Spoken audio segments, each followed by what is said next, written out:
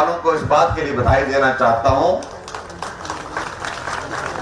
कि भले ही विकास की राह पर हम बहुत आगे निकल गए होंगे, लेकिन हमारी मूल संस्कृति, देवी देवताओं के प्रति सम्मान, हमारी नाटी, हमारा कल्चर, हमारा रहन सहन, हमारा खान पान, उसको आप लोगों ने आज भी उसी तरह से कायम रखा है जैसे हमारे बुजुर्गों ने वर्षों पहले रखा। और मैं समझता हूं ये सबसे बड़ी आज की जरूरत है।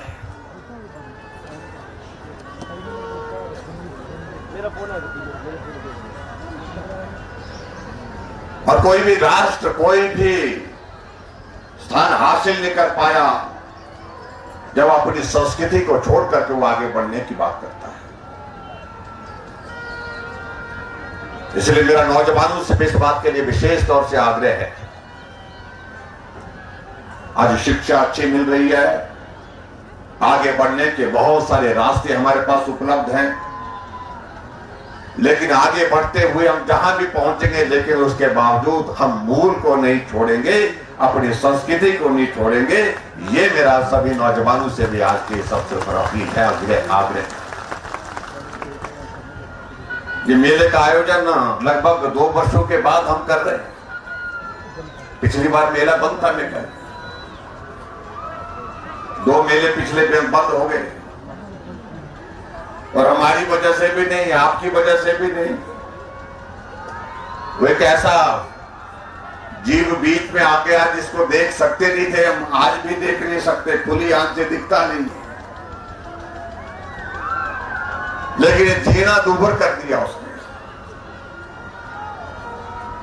2 वर्ष से ज्यादा का वक्त हमारा ऐसे बीत गया, छुपा करके जो है हम बचे कैसे, उस वायरस से, उस दुश्मन से कैसे बचे, इसी के लिए हम सरकार की ओर से प्रयत्न करते रहे, आप लोग भी प्रयत्न करते रहे।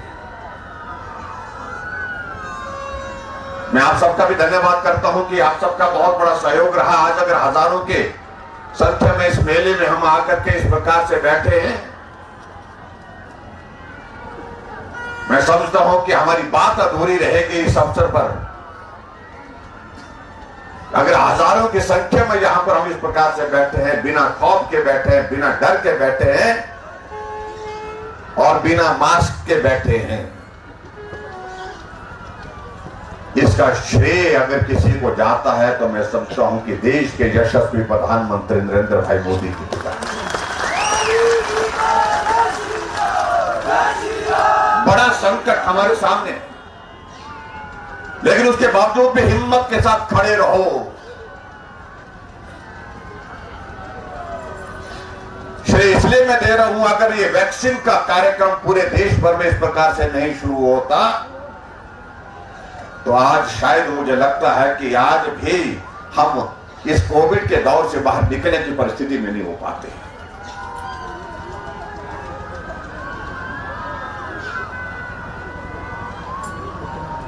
यह हमारे लिए सौभाग्य की बात है कि इस संकट के क्षण में हमारे देश को एक बहुत मजबूत नेतृत्व नरेंद्र भाई मोदी जी के रूप में मिला,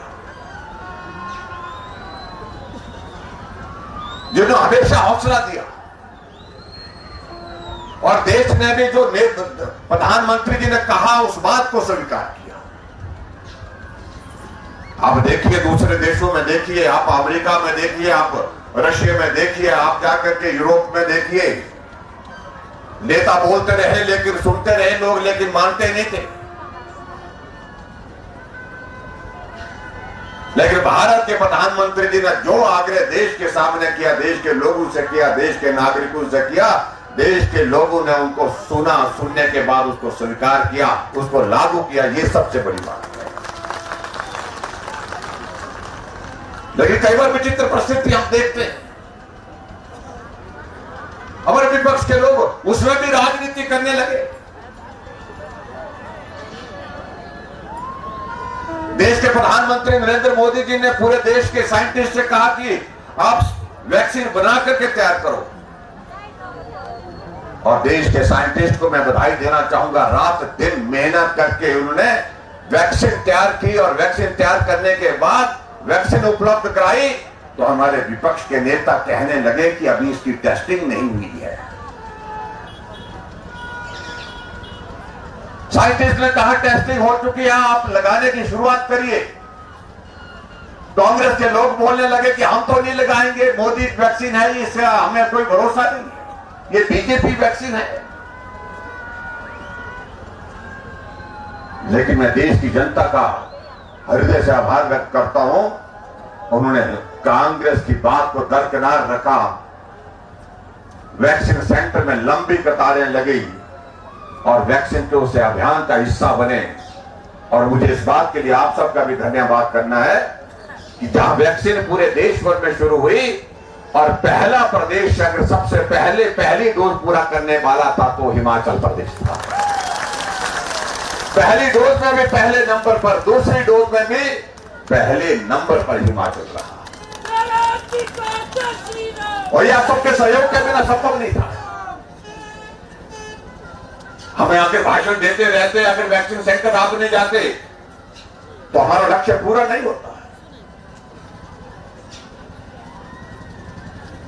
और जब कांग्रेस के नेताओं ने देखा कि मेरी बाईं तरफ रहने वाला वो भी वैक्सीन लगा करके आ गया, मेरी दाईं तरफ रहने वाला पड़ोसी वो भी लगा करके आ गया,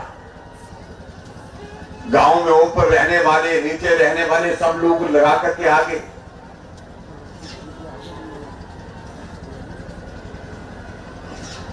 तब मास्क पहन करके चुपचाप वैक्सीन सेंटर जाते हैं और जाकर के वहां पर वैक्सीन लगा करके आते हैं।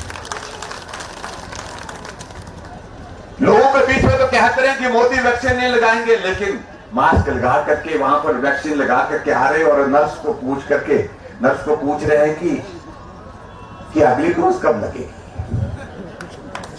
ये कांग्रेस का दूसरा एक इस तरह का जीने का तरीका है। लेकिन मुझे इस बात की खुशी है कि हमने हिमाचल प्रदेश वैक्सीन के अभियान को आगे बढ़ाने के लिए जब प्रयत्न किया, हर व्यक्ति उसमें आगे आकर के सहयोग देने के लिए आया। और यहां पर भी मुझे पूरा भरोसा है, जितने भी लोग हजारों की संख्या में यहाँ पंडाल में बैठे हैं, सबने वैक्सीन लगा ली। अगर लगा ली तो हाथ खड़ा करके बताएं।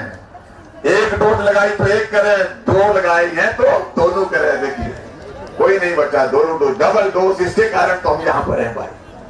ये मेले का जो है, ये मेला तभी संभव होया जब आप लोगों ने दोनों डोज लगा दी।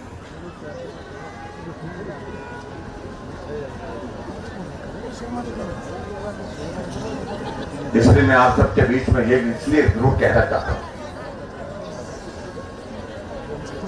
कि हिमाचल प्रदेश में 5 मुख्यमंत्री मुझसे पहले भी रहे और उन 5 को एक उनको भाग्य उनका अच्छा था, उनको सामान्य परिस्थिति में काम करने का मौका मिला।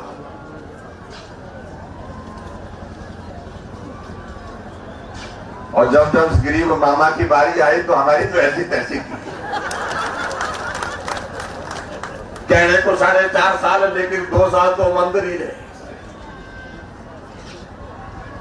मामा भी अंदर रहे, भांज भी अंदर रहे।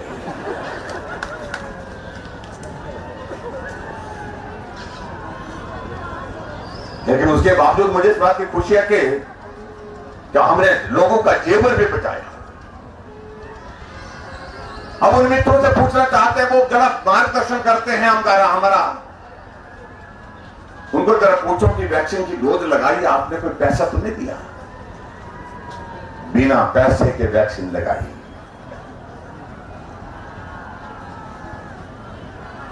हमसे पूछते हैं कि जयराम ने क्या किया।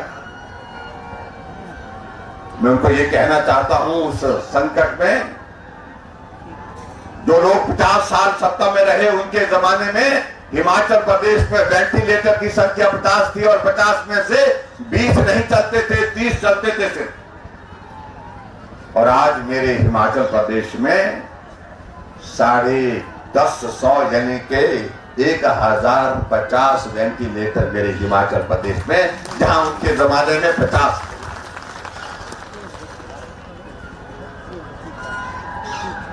जो लोग 50 साल सत्ता में रहे, हिमाचल प्रदेश में 2 ऑक्सीजन के प्लांट थे, एक शिमला में और दूसरा टांडा मेडिकल कॉलेज में।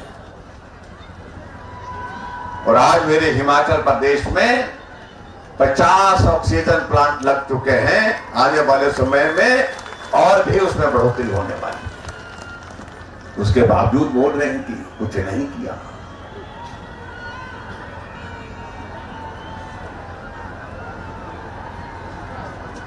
जहां डॉक्टर राजीव बिंदल जी की मैं बात सुन रहा था, इनने बड़े जोरदार ढंग से अपनी बात रखी।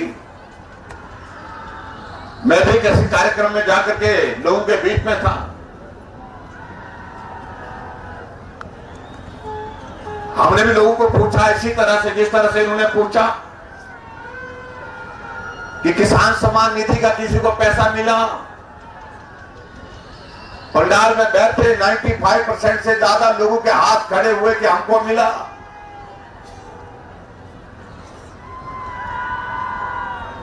और हमने एक जगह महिलाओं के कार्यक्रम में पूछा कि मातृशक्ति यहां पर बैठी है, उज्ज्वला योजना के अंतर्गत तो मोदी जी ने, आदरणीय प्रधानमंत्री जी ने गैस का चूल्हा भेजा, लेकिन उसके बाद हमने तय किया कि कोई भी गरीब परिवार भी गैस के चूल्हे के बिना नहीं रहना चाहिए। हमने कहा गैस का चूल्हा फिर मिला तो माताओं से हमने कहा कि अगर गैस का चूल्हा मिला तो हाथ खड़ा करें। तो 100% महिलाएं वहां पर उस कार्यक्रम में बैठी हुई, उन्होंने कहा कि हमको भी मिला, हमको भी मिला, सबको मिला।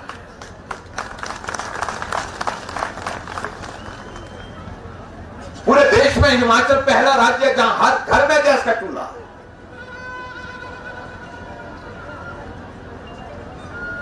बुजुर्गों को पेंशन की बात कही हमने, कोई बुजुर्ग ऐसा है यहां पर जिसको पेंशन नहीं लगी? सबके सब बुजुर्गों को पेंशन लगी। बुजुर्ग का मतलब 70 साल से ऊपर के लिए हमने पहली साल घोषणा की थी, और अब के बजट में हमने कहा 70 नहीं 60 साल के ऊपर सभी बुजुर्गों के लिए पेंशन का प्रावधान।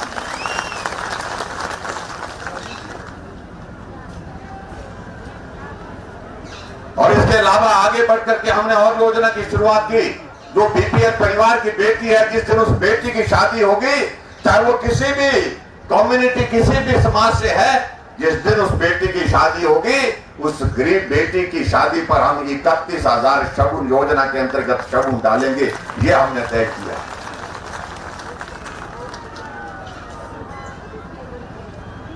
और अभी हमने और आगे बढ़कर के और भी कुछ निर्णय किए। मुझे कल साथी बोल रहे थे बिजली का बिल आ गया बोलते हैं। मैंने कहा कितना? मैंने सोचा कि बिल ज्यादा आया होगा। वो तो बिल आया, मेरे हाथ में बिल है बोलते हैं। मैं कहा कितना आया? बोलते 0 बिल आया। यानी कि 60 यूनिट वालों का बिल का जो है, जिन्होंने 60 यूनिट से कम खर्च करने वाले जो लोग हैं, उनका बिल इस महीने से 0 आना शुरू हो गया। और जुलाई महीने के बाद हमने ये तय किया 60 नहीं 125 यूनिट खर्च करने वाले को भी 0 बिल आएगा।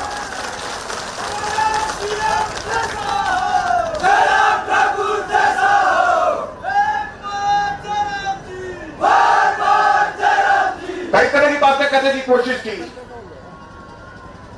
और एक नेता कहीं ऐसा कहने लगा कि मुफ्त खोर बना रहे हैं, मुफ्त खोर बना रहे हैं। मैंने कहा भाई साहब, आपको अगर नहीं लेनी है तो आप जो है अपना बिल दीजिए। अगर आप लोगों को, आपको ऐसा लगता है कि औरों का बिल भी आपने ही चुकता करना है, तो आप जितना डालना है तो आप डाल सकते हैं। हमारे इलेक्ट्रिसिटी बोर्ड के अकाउंट में डालिए पैसा। हिमाचल 11,000 मेगावाट जनरेट करता है हाइडल सेक्टर में, और हम वो प्रदेश हैं जो अपने प्रदेश के अलावा दूसरे प्रदेशों को बिजली बेचते।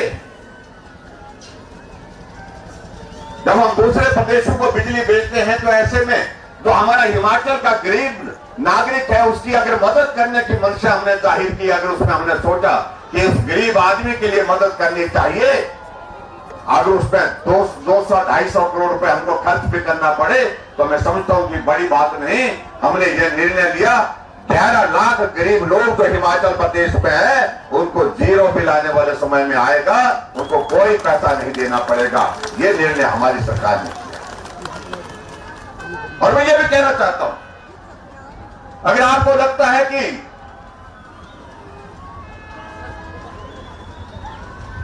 125 यूनिट पर हमको 0 बिल देना पड़ रहा है, तो सहयोग भी हम आप सबसे मांगना चाहेंगे। उसमें सहयोग भी आप लोगों के चाहिए, आप लोगों की मदद भी चाहिए।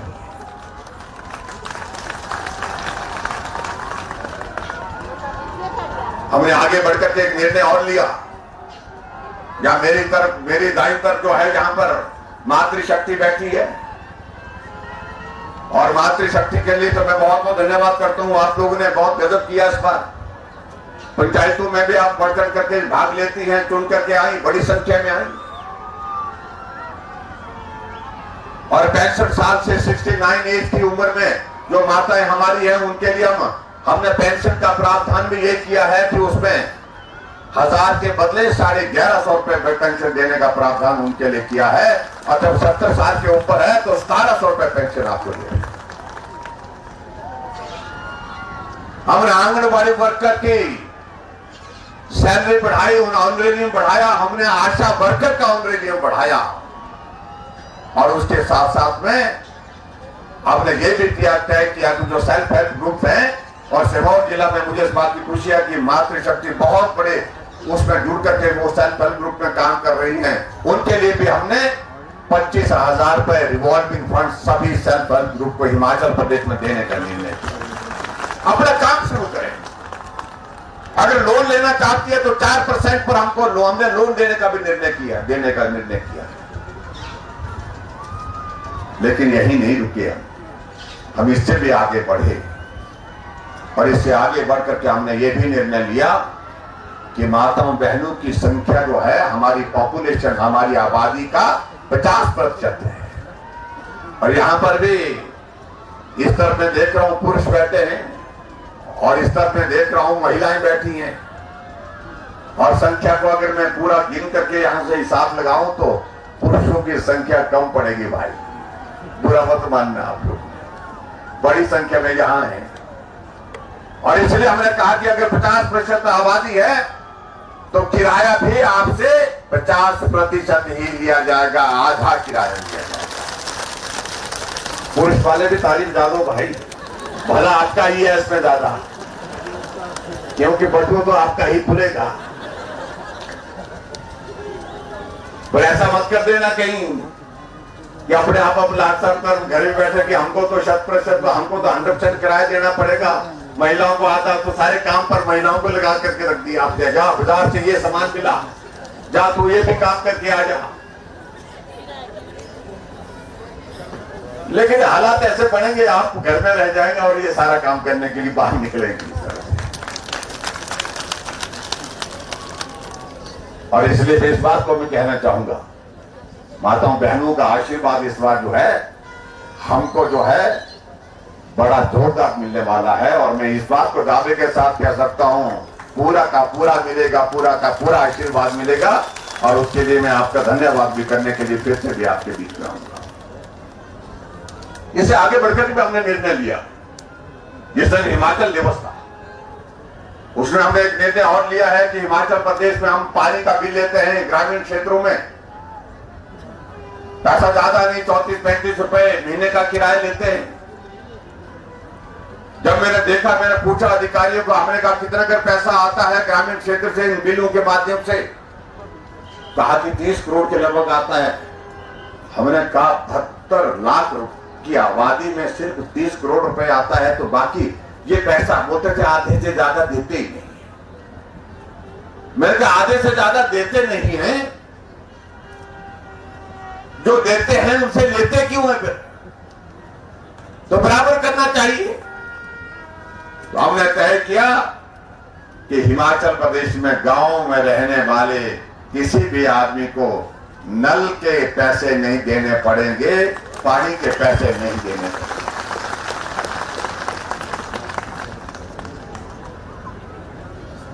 हमारे कांग्रेस के मित्र बहुत परेशान हैं, बोलते इस मामा ने छोड़ा ही कुछ नहीं।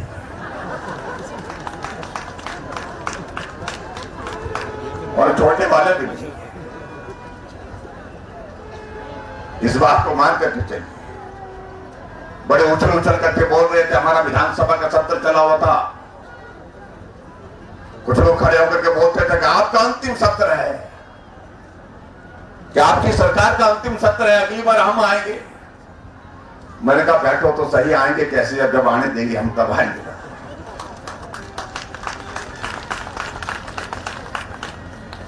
और इनके कुछ नेता बहुत ज्यादा उछलते हैं, ऐसे उछलते हैं जैसे जो उनकी सीट पर स्प्रिंग लगा हुआ है।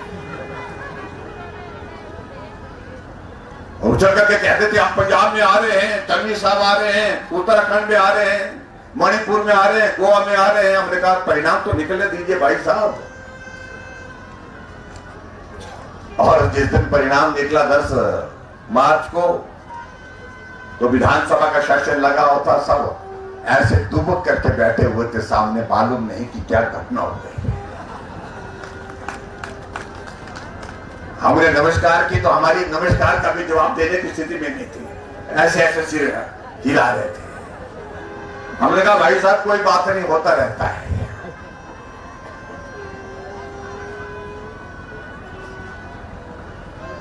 हमें उछल उछल के कहने वाले लोग कि भाई टन्नी साहब आ रहे हैं, टन्नी साहब ऐसे गए कि 2 जगह से चुनाव लड़े, दोनों जगह से निपट गए, दोनों जगह से हार गए।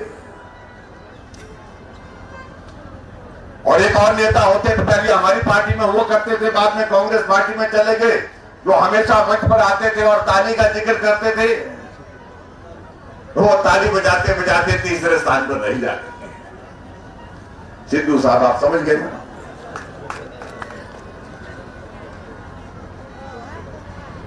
और हमारे लिए इस बात की खुशी है कि हम उत्तराखंड में भी जीते, जो उत्तराखंड अस्तित्व में आने के बाद वहां दूसरी सरकार कभी नहीं बनी थी उसी पार्टी की। 5 वर्ष के बाद हमेशा सरकार बदलती थी। हम मणिपुर जीते, हम गोवा जीते, हम उत्तर प्रदेश में 37 वर्षों के इतिहास के बाद, उत्तर प्रदेश में 37 वर्षों के बाद फिर से भाजपा के बाद फिर भाजपा की सरकार।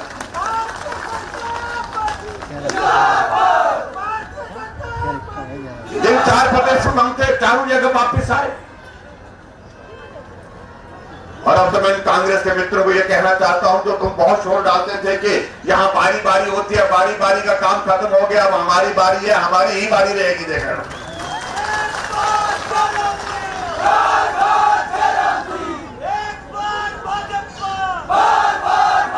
वो रिवाज ही खत्म कर हो गया मुल्लाबारी का। 400 से ज्यादा सीटें उत्तर प्रदेश में कांग्रेस की 2 आई है। और कुछ आजकल और एक पार्टी आ रही है, वो बहुत शोर डालने की कोशिश कर रही है। उनको ऐसा लग रहा है कि जैसे दिल्ली मैदान है, पंजाब मैदान है, तो हम पहाड़ पर भी चढ़ जाएंगे। मैंने कहा भाई साहब सांस भूल जाएगी इधर। तो यहाँ जब चढ़ना पड़ता है, उतरना पड़ता है तो मालूम पड़ता है। यहाँ तो मामा और भांजे ही जा सकते हैं, आपकी बस की बात नहीं है।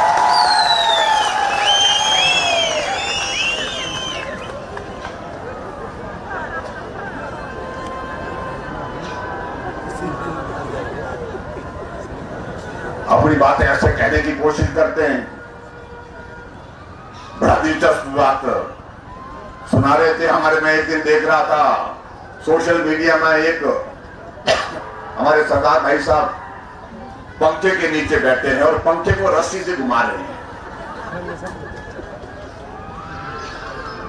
कहने के लिए तो वहां पर बोल के हम 300 यूनिट फ्री देंगे, जब बिजली आती ही नहीं है तो बिजली का बिल कहां से आएगा भाई।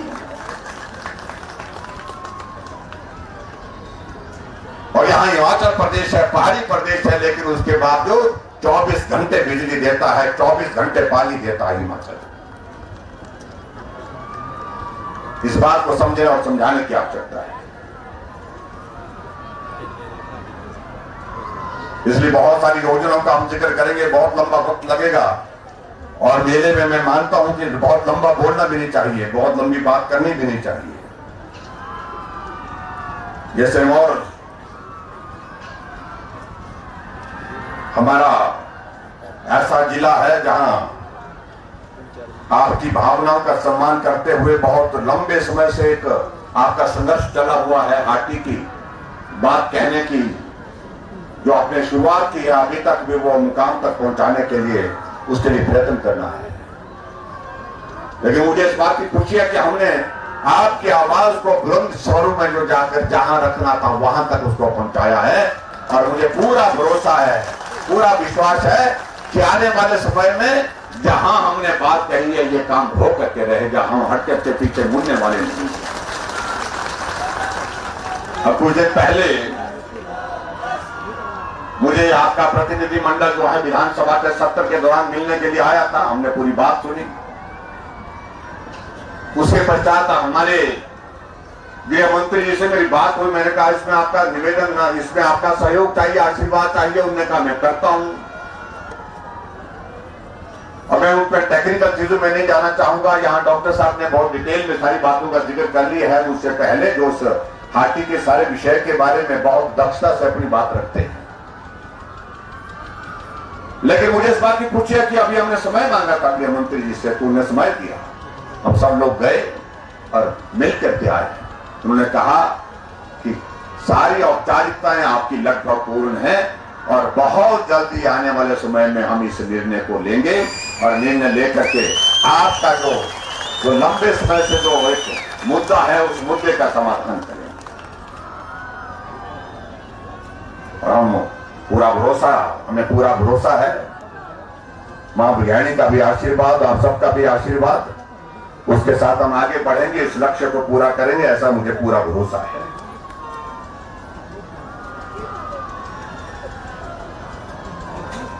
आज के इस कार्यक्रम में मैं देख रहा था, यहां पर हमने बहुत सारे उद्घाटन और शिलान्यास किए, 12 उद्घाटन किए हैं और उसके बाद 10 शिलान्यास के कार्यक्रम किए हैं और कुल मिलाकर के लगभग 80 करोड़ रुपए के उद्घाटन और शिलान्यास आज के दिन यहां पर एक जगह हमने किए।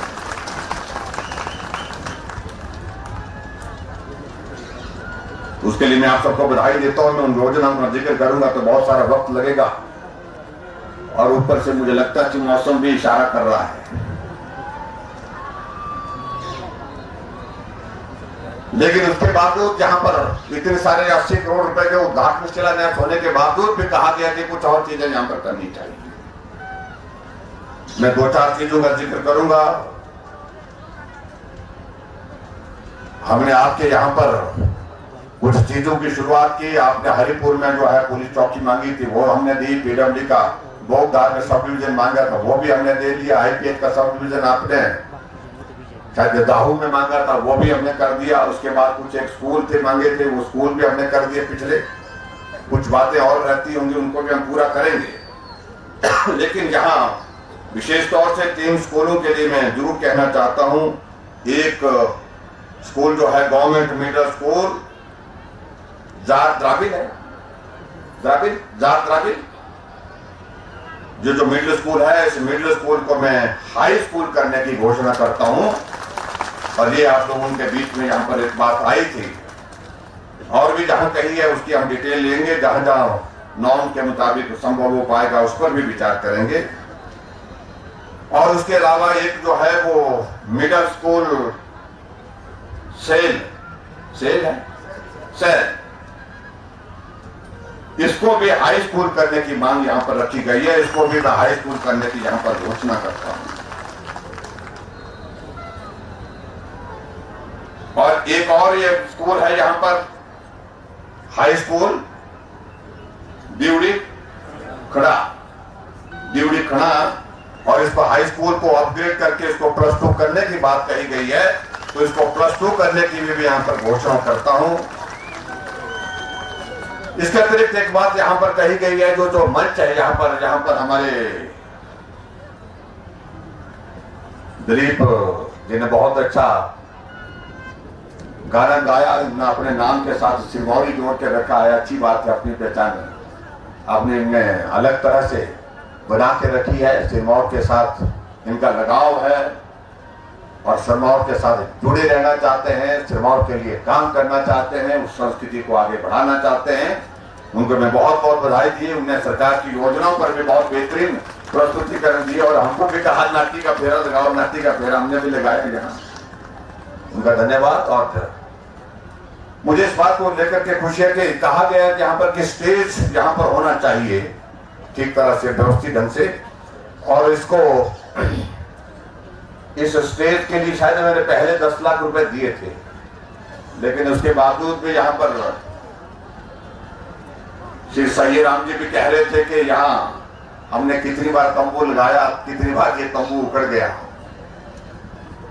अब ये तो इलाका ऐसा है कि जहां हवा चलती है, हवा को रोकना तो संभव नहीं है, मुश्किल है, हवा रुकनी भी नहीं चाहिए।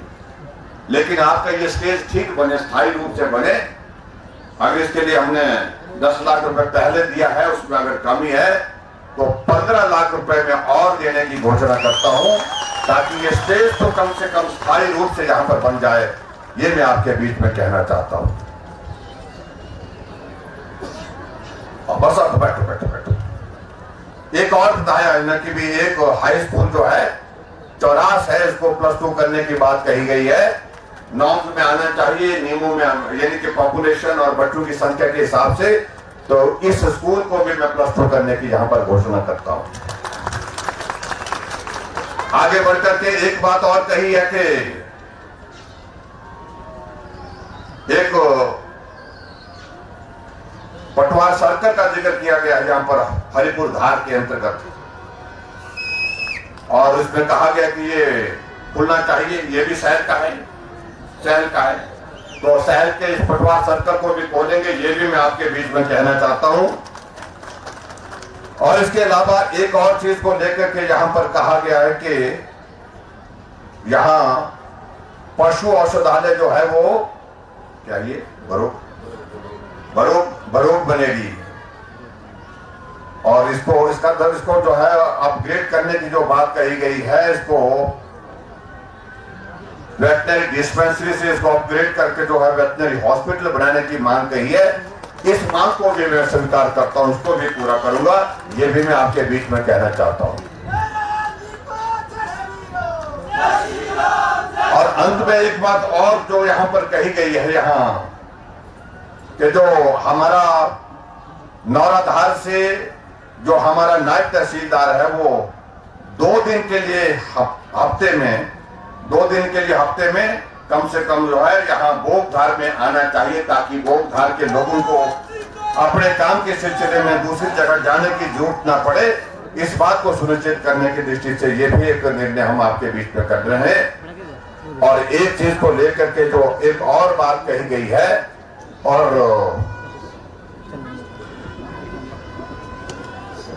अभी 1 मिनट, एक चीज है जो हेल्थ की एक बात मैं एक चीज में और करना चाह रहा हूं, जो खास तौर से यहां पर बात कही गई है कि जो हरिपुर धार के CSC है, यहां पर इसके लिए बोल रहे हैं ना, ये सब लोगों ने स्कीम बनाई होती है। मैं मामले को बीच में ये खजल करते हैं, एक इस तरफ खड़े हो जाते हैं, एक इस तरफ खड़े हो जाते हैं, देखिए। और जहां इन्होंने बात कही है कि इस CSC का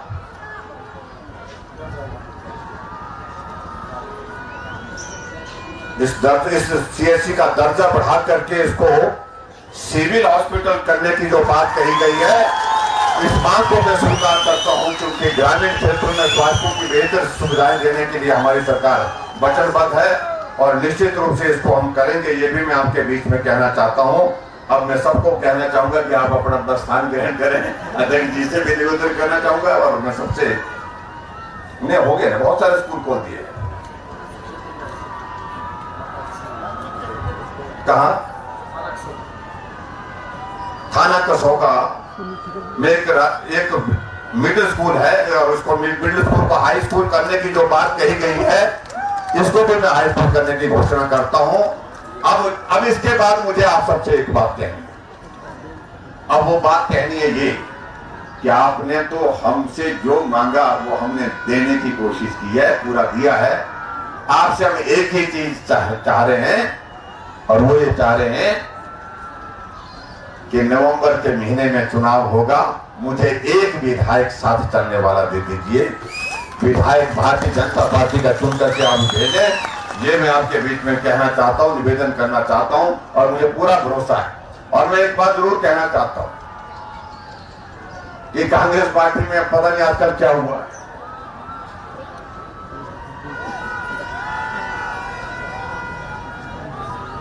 सबको जो है वो पद बांट करके इस प्रकार से कोशिश कर रहे हैं कि पता नहीं उनको क्या हासिल हो जाएगा उसमें। हिमाचल, उत्तराखंड प्रदेश और उस प्रदेश में 4 कार्यकारी अध्यक्ष बना देंगे, और सुना मैंने एक कार्यकारी अध्यक्ष आपके यहां से भी बनाया गया। हमने किसी कांग्रेसी को पूछा, हमने कहा भी इनका काम क्या होता है? काम कुछ नहीं होता, छापने के लिए होता है।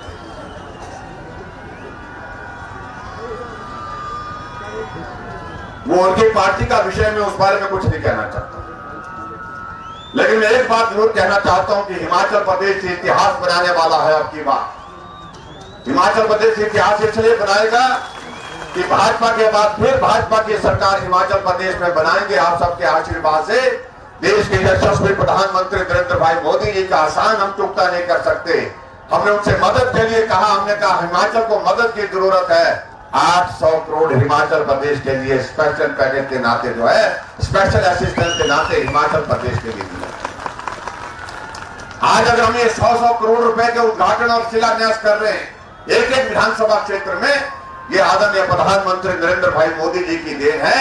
इसलिए डबल इंजन की सरकार बहुत जरूरी है। दिल्ली में भी मोदी जी के नेतृत्व में सरकार जो चल रही है उसको भी मजबूती मिलेगी, और हिमाचल प्रदेश में पिछड़े क्षेत्रों के विकास के लिए जो काम करने की जो जरूरत है उसको भी हम पूरा करने की स्थिति में हो पाएंगे। और उसके लिए बहुत आवश्यक है कि आपका आशीर्वाद हमको निश्चित रूप से मिलना चाहिए। और मुझे पूरा भरोसा है जब नवंबर का महीना होगा, चुनाव का दौर आएगा तो इस सिरमौर जिला की 5 विधानसभा क्षेत्र में से 5 की 5 भारतीय जनता पार्टी को मिलेगी, ऐसा मैं विश्वास करता हूं। आज के इस कार्यक्रम में आप सबका बहुत बहुत धन्यवाद।